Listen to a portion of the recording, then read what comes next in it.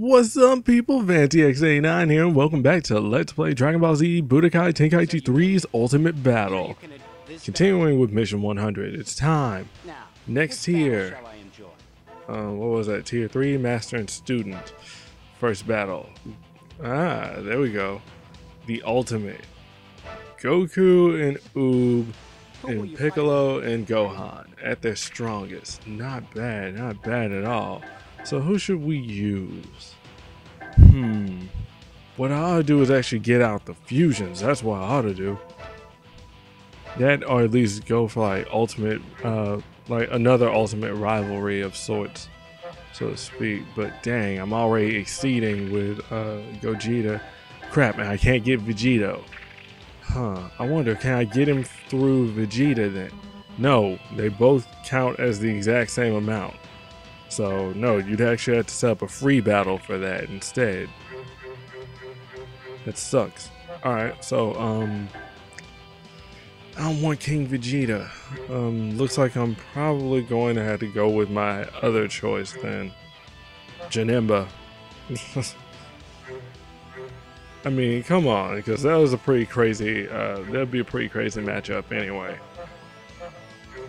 You know, like all of a sudden, boom, and I can't go into Super Janemba, so I just have to use Janemba's standard form instead. I don't want to, but and I'm thinking about it. I'm like, now how can I rearrange this so I can go for? It's easy, just go for Goku, Vegeta, and Janemba if need be. Then again, that's still too much because that's 16. I'm one over. Now then. But basically, I was just rearranging it so that Janemba goes first.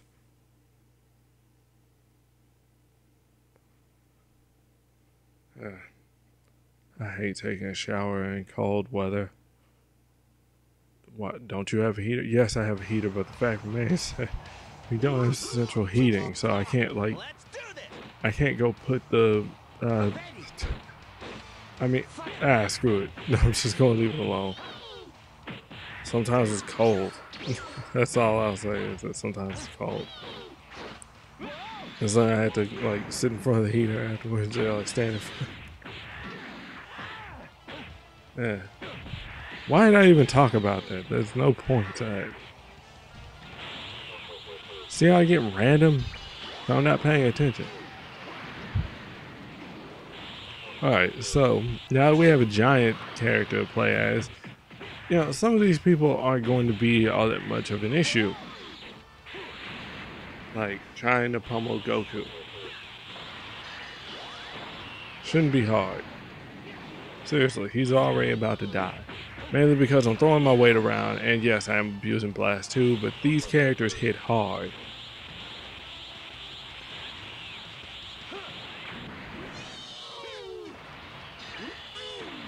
Alright, so let's try the illusion smash then.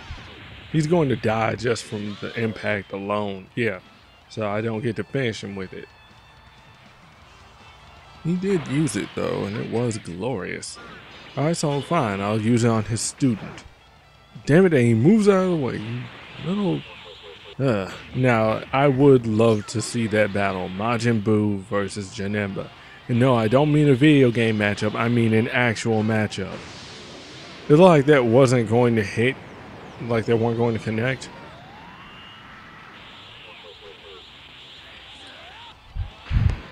Interestingly enough, yeah, I really think that Janemba would have been an interesting opponent to actually battle, like in the series and not just the movies. And something like him seems to be capable of returning. Or at least, you know, existing again. I mean, it wasn't that difficult to do the first time. I mean, you know, his conception. It's still possible for him to come back, but the circumstances that led to it were absolutely crazy. Alright, so here we go.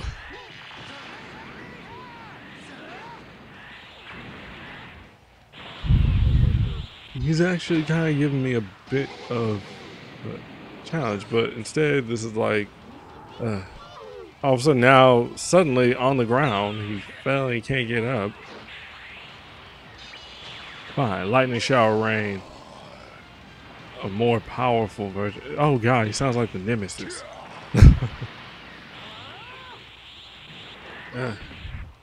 Alright, so yeah, a bit more powerful version of the rapid cannon. It's a bit more reliable in my opinion. I mean, yeah, the other attack homes in as well, but come on, this guy, I mean, dear God, I mean, his capabilities are just beyond. They're similar to Majin Buu, but it's like taking up a step, and I like it. I would really actually like to see, you know, how that would have happened. Like, say, Kid Buu versus Super Janemba. Heck, they even start out in their little fat forms first. Oh, that was nice. It's like capoeira fighting. God, that would be just like, See, now I'm tempted to watch some real life fights now, just from watching all this craziness. It won't be as exciting, but come on, man. Why am I doing this? I keep forgetting that I have this as my secondary. I'm used to the other Gogeta in the previous game. Alright, so let's see. There's no way Piccolo is going to take me out. Not this way.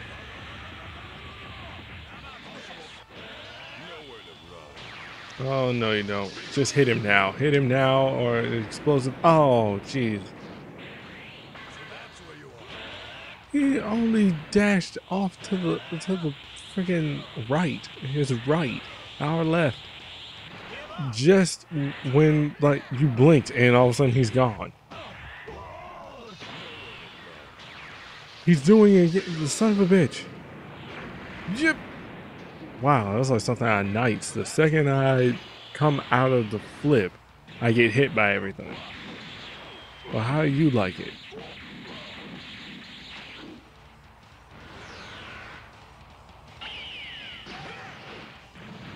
Ooh, that was ugly. And he's nowhere to be seen. I obliterated him. Oh, really, Gohan? Seriously, they created the strongest characters ever at the end of the series, and they don't last. Seriously, Gohan comes in his like most powerful state. Granted, yes, he's still considered Ultimate or Mystic Gohan, but in all honesty, compared to everybody else, it's like, seriously, like by what was it? Not Wrath of the Dragon, he's still relatively ineffective compared to compared to his dad anyway. Then again, that's how it is. It's already bad enough that, did he headbutt me? What the fuck? You know, never mind. It's bad enough that you have the can't catch up factor going in with everybody else when it comes to the Saiyans, but then everybody else that you know, who is a Saiyan can't even keep up with Goku. How the hell is that? Because he keeps dying and training in other worlds? That doesn't matter. The fact that they oh, God, this is why I try not to make logic or at least try and gain logic out of this, because it makes no sense. And then look at the anime-esque freaking Escaflowne style, you know, it's just, God. And then this, all of a sudden, green barf glow.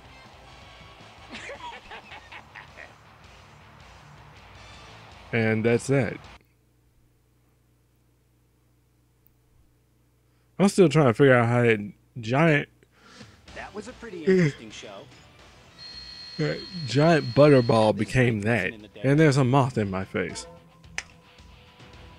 I hate when bugs come in from outside when you're trying to bring stuff in. All of a sudden they just come in. Oh, hey, I can come in here. There's a lot of light in here. Here's a gift. Take it before I change my mind. Doesn't make any sense. All right. Which battle shall I enjoy? Hero and Demon. Ah. That's that stupid mouse again. Jeez. Ow. You made me hit myself. Jackass. Okay, so Tapion and Deborah. I'm thinking Trunks and Piccolo, Demon King Piccolo, maybe. To like go with how they're set up. I mean, you know, because Tapion and Trunks apparently know each other. Somebody tried to make sense. Oh shit! I can only pick one. Okay. Somebody tried to make sense as to how Trunks is even like how Trunks with the sword even like exists into the All right, let's see how strong you become. I don't know, because in terms of video game, I mean, well, two things. One, this is still future Trunks. Two, yeah, when it comes to playing the GT sagas, yeah, this still counts as Kid Trunks now grown up. But in all honesty, I don't know. What the fuck is that? I'm sorry, but I've mentioned this before. I hate when people do time travel stories, but they don't set up the ground rules for time travel. You know, and so then you don't even know what you're doing, and neither does your audience. If you don't get what you're doing, how do you expect your audience to get what you're doing? And I don't know why I thought they could go through that again a second time. Damn it. I guess I thought because I didn't get my timing right. I really need to quit taking so many hits before DeBoer screws me over. Like I said, that evil impulse hurts.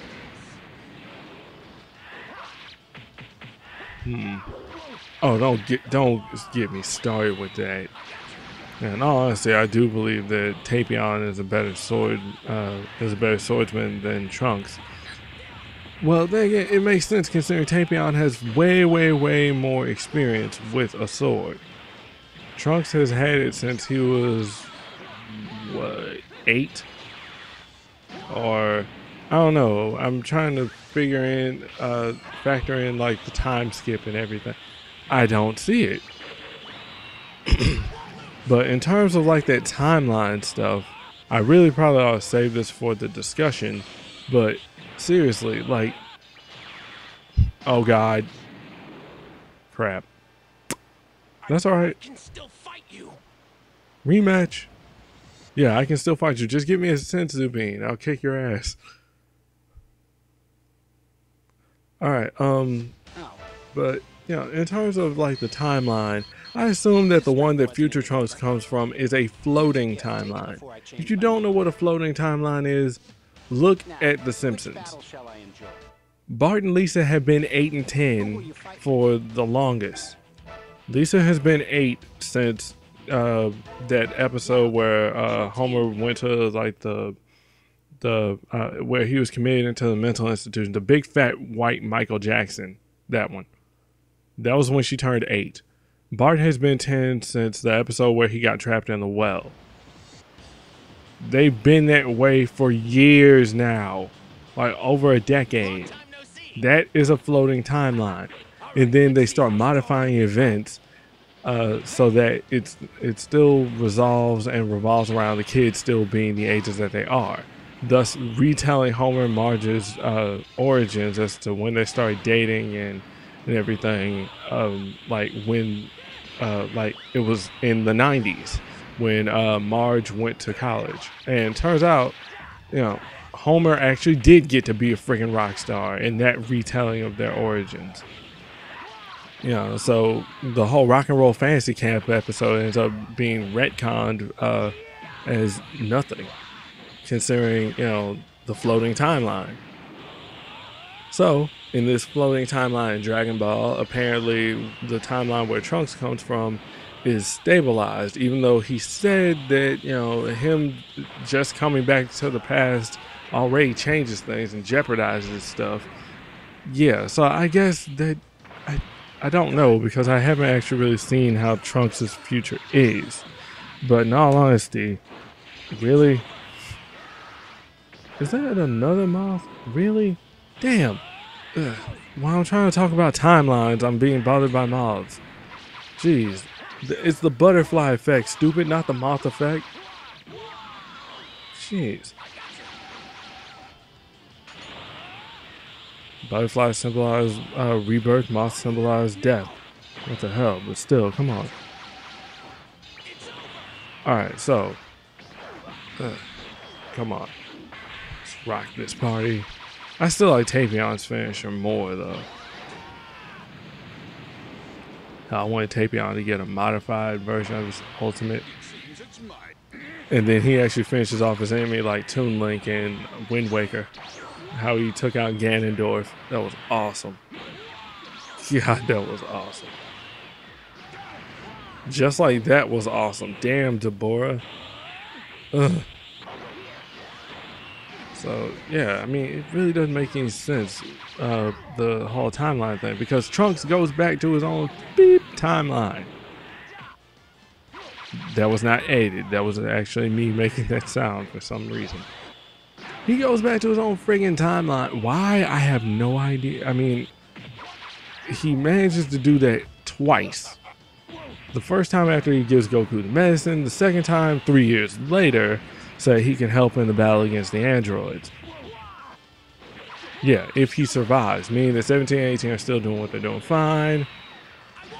But, you know, come on, So then, apparently, after all that crap is said and done, at the end of the whole thing, he goes back to his own timeline and deals with his 17 and 18. Thus, proving my freaking theory about a freaking floating timeline. Because 17 and 18 are still there. Cell has just now awakened and he's gone looking for 17 and 18 to become complete. So yeah, it does end up being split into like at least 4 timelines where crap happens. But it's still stupid because you don't explain how and or why it is what it is. And again, I think even Bulma says something along the lines of even she doesn't understand. Well, even she doesn't know if this is going to work or not. You know, or just how accurate or effective this will be. Meaning that the writers have no fucking idea what they're trying to do. Other than, hey, wouldn't it be awesome if Bulma and Vegeta had a kid and he came from the future to actually help out? Like, you know, like Terminator style. Except for the fact that, you know, that would have been like an alternate version of Terminator, considering the guy that goes back in Terminator is like the father of the guy who leads the resistance in the future, which is kind of effed up considering the guy doesn't even exist yet, which in and of itself is a paradox. I could keep going talking about timelines and paradoxes and crap. You want me to talk about Legacy of Kain? I'll talk about Legacy of Kain in a whole other video. Believe me, I'll be here for an hour and a half talking about Legacy of Kain. God, Ryan. What the hell, man? No, not Ryan from Brain Scratch. My best friend in junior high, Ryan. He's the one that kept going on and on and on about Soul Reaver. And that's how I got into Legacy of Kain, because of him. Thank you, Leading Man AE, for actually doing Let's Plays of the entire Legacy of Kain series. Anyway, Space Battle. Haven't we already fought these guys? God. Seriously? How many more times do I have to fight this big blue guy? How many more times do I have to embarrass him in front of his family and friends?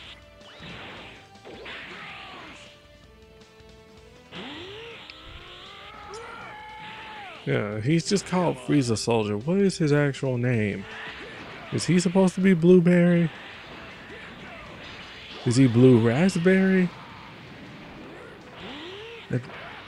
I'm not understanding. Who is this guy supposed to be? Frieza Soldier number 32?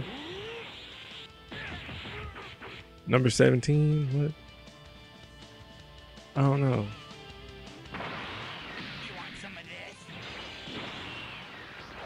Oh, and the same thing about timeline rules applies to the freaking Dragon Ball rules as well. Because I keep seeing these comments now Yeah, like, well, if they had the Dragon Balls, why couldn't Goku have just wished for his dad to be revived, or the entire Saiyan race, or Planet Vegeta or something? Now, when it comes to the freaking planet, the planet isn't a person. So, the whole set amount of time before wherein you can actually revive a person doesn't apply to the freaking planet. So, the hell? Really, baby? So you managed to get the freaking thing transported to Earth, pretty much near the moon. What? Oh god, that's even more retarded than the. Actually, I can't even say that. No, because Dragon Ball has had plenty of stupid crap that has happened. Seriously, the entire Majin Buu saga could have actually been pretty badass if they had like a very nice lead up to Buu. And then, I mean, seriously, it felt like kind of a waste, because then we deal with Fat Buu and his misadventures with Hercule. Then all of a sudden there's Evil Buu and Fat Buu. Then all of a sudden they merge with the evil one now in control, and they become Super Buu. And the rest of the friggin' saga is more focused on Super Buu and his modifications before we finally get to Kid Buu. And that, oh god, so this is actually the Majin Buu that we've been hearing about at the freaking beginning of the damn saga. In fact, there was a whole Great Saiyaman escapades that were going on, as well as the other world tournament stuff at the start of that. So yeah, it really does kind of set up for a very long and tedious storyline. I keep going on about that because, in all honesty, who really wants to sit through all of that where nothing really happens? It's not that much of a struggle. It's more, I wouldn't even say filler. I'd say it's more in lieu of like just like down moments in terms of the action. You have your build up, your action, and then you kind of your climax, and you kind of have like the denouement where it kind of declines and slopes down. Everything's a bit more relaxed, and so you have that go on. I'm about to get hit. No? Oh, okay. Come on, I gotta survive this. I can't die now. Get out of my way! I want him to be in plain sight when I hit him. In fact, I actually want to chip him down first, but I don't trust it. There is false courage. The animation will take too long to finish before he gets. Yep. And then charge up again. Make sure he's not in my way. I'm sorry for being cheap, but hell, I want to survive. Whoa, that almost hit me. There's false courage. Power up, Bardock. Come on. Yep. Okay, fine. Up. Don't you dare. Don't you dare. In all honesty, I really should continue talking about this, but there's not much to freaking talk about. We already did this in the Space Battle What If Saga. Well, the scenario of the What If Saga. This is practically the exact same thing. It comes down to Bardock versus Frieza's men and Frieza himself. Bardock wins on this stage, and that's it. I don't even understand how the hell that even resolved the way that it did. What, did he die anyway or something? I don't understand. I guess you were just supposed to enjoy it. Well, I did. And I hope you enjoyed that.